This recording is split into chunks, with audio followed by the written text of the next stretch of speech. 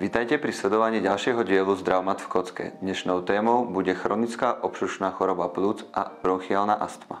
Vítajte. Medzi najčastejšie ochorenia v starostlivosti pneumológa patrí bronchiálna astma a chronická obšušná choroba pľúc. Astmu spôsobuje najmä chronický zápal v stene a sliznici dýchacích ciest. Je typická variabilitou príznakov s atakmi dýchavice a kašľa, s pískaním na hrudníku a má skôr genetický podklad. A pri alergických formách aj známy spúšťač. Chronická obšušná choroba pľúc vzniká postupnou deštrukciou pľucného parenchymu so vznikom emfyzému na podklade dlhoročného vdychovania škodlivín.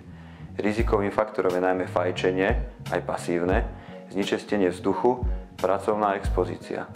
Typickými príznakmi sú postupne sa zhoršujúca dýchavica, kašel, produkcia hlienov a u niektorých pacientov opakované exacerbácie, prípadne postupná strata svalovej hmoty. Obe ochorenia dnes dokážeme pomerne úspešne kontrolovať pomocou inhalačnej liečby. Poznáme 3 hlavné typy inhalačných dávkovačov. Poprvé sprej tlakový inhalačný dávkovač alebo tlakový dávkovač s odmeranou dávkou je najčastejšie používaný inhalačný systém pri liečbe respiračných ochorení. Sú to malé, prenosné, účinné, multidávkové inhalačné zariadenia, ktoré obsahujú v každej uvoľnenej dávke fixnú dávku lieku. Po druhé, práškové inhalátory, jednodávkové a multidávkové, zásobníkové. Jednodávkové práškové inhalátory vyžadujú vloženie jednotlivej dávky, kapsuly, do inhalátora a jej prepichnutie pred každou inhaláciou. Multidávkové práškové inhalátory obsahujú multidávkový pás s oddelenými jednotlivými dávkami uložený vo vnútri inhalátora. Pred každou inhaláciou je potrebné posunutie tohto pásu a uvoľnenie dávky prepichnutím. Zásobníkové práškové inhalátory obsahujú v zásobníku všetky dávky lieku. Zo zásobníka je dávkovačom, ktorý je súčasťou inhalačného systému, uvoľnená jednotlivá dávka lieku na inhalovanie. Po tretie, inhalačný prístroj, nebulizátor. Nebulizátory ultrazvukové alebo kompresorové sú prístroje, ktoré vytvárajú aerosol z roztoku alebo suspenzie lieku. Takto vytvorený aerosol pacient inhaluje. Nebulizátor sa skladá z vlastného nebulizačného zariadenia, malá plastová komórka, do ktorej sa aplikuje roztok, a zdroja stlačeného vzduchu. Zdroj stlačeného vzduchu môže byť elektrický, elektrina alebo batéria, alebo nádoba so stlačeným vzduchom.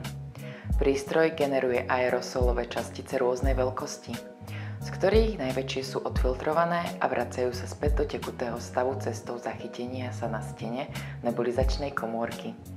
Hlavným rozdielom medzi jednotlivými typmi inhalátorov je miera úsilia, ktoré je potrebné vyvinúť na dopravenie liečiva do priedušiek. Najmenej úsilia a spolupráce vyžadujú nebulizačné prístroje. Tieto však zvyčajne využívame len na podávanie krátkodobých bronchodilatancií a zvyčajne v nemocniciach.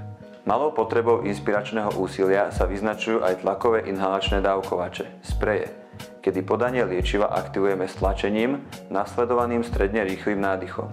Sú náročnejšie na zvládnutie techniky a koordinácie stlačenia a nádychu. Tento problém vieme eliminovať použitím inhalačnej komórky spacera. Pri práškových formách sa liek dopraví do dýchacích ciest len úsilím pacienta, čo vyžaduje dostatočnú kapacitu takéto úsilie vyvinúť. Výhodou tohto typu je minimum krokov potrebných na aplikáciu. Môžeme povedať, že každý systém má svoje výhody a nevýhody a liečbu je nutné šiť na mieru. Inhalačne podávame krátkodobo a dlhodobo pôsobiace bronchodilatancia a inhalačné kortikosteroidy. Jedná sa o liečbu lokálnu, teda pôsobiacu v mieste podania, čím znižujeme riziko prípadných nežiaducich účinkov a dovoľuje nám použiť minimálne dávky liečiva v porovnaní so systémovým podávaním. Ďakujeme za sledovanie. Dovidenia.